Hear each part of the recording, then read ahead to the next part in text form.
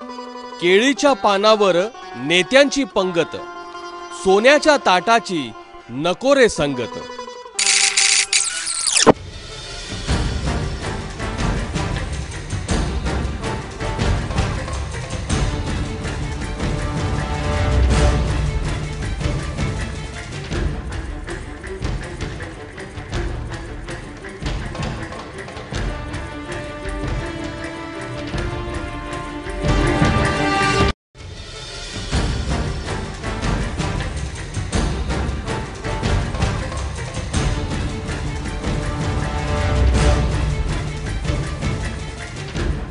शनिवारी सोन्याचं ताट आणि अवघ्या 5 दिवसात गुरुवारी हिरव्यागार केळ्यांच्या पानाचं ताट।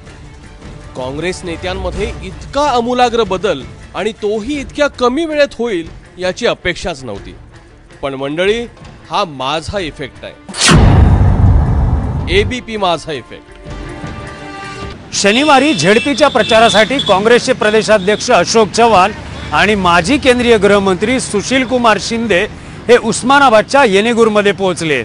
आता एवढे बडे नेते येणार म्हटल्यावर कार्यकर्त्यांनी जेवणाचा फक्कड वेळ टाकला।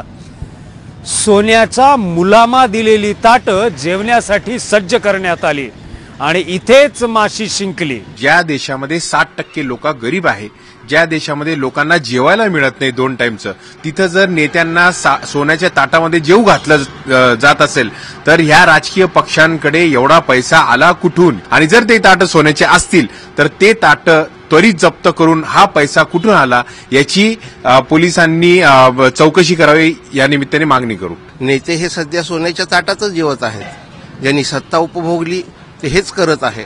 फक्त ग्रामीण भागातली जनता मात्र भरडली चाललेली आहे। याच्याकडे आता डोळस नजरेने पाहण्याची वेळ जनतेवर आलेली आहे।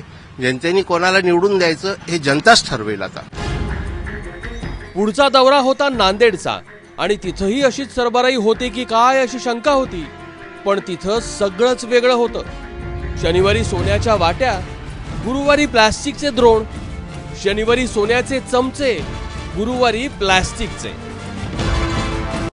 पंचायत समिती निवडणुकीच्या प्रचारानंतर पुन्हा एकदा पंचायत नको म्हणून भरपूर काळजी घेण्यात आली।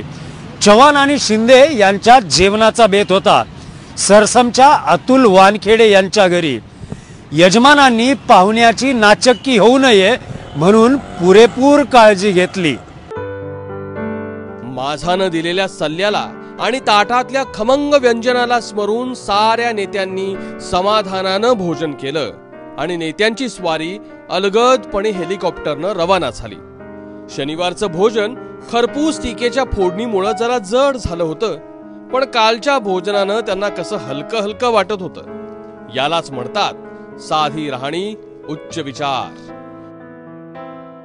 अनेक वर्ष सत्तेत राहिल्यानंतर, सत्तेतून पाय उतार झाल्यानंतर सुद्धा आपण सत्तेत नाही हो त्याचं भान राहत नाही। आणि म्हणून मग आमची ती बातमी आणि त्यानंतर झालेल्या सार्वत्रिक टीकेनंतर नेते असे जमिनीवरती येतात। हे बरं आहे, कारण आपण सर्वसामान्याशी जुळलं गेलो आहोत।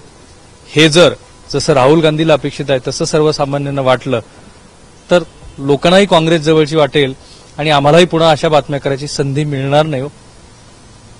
नांदेडून योगेश लाटकरसह मी राहुल कुलकर्णी, एबीपी माझा, येणेगूर, तालुका उमरगा, जिल्हा उस्मानाबाद।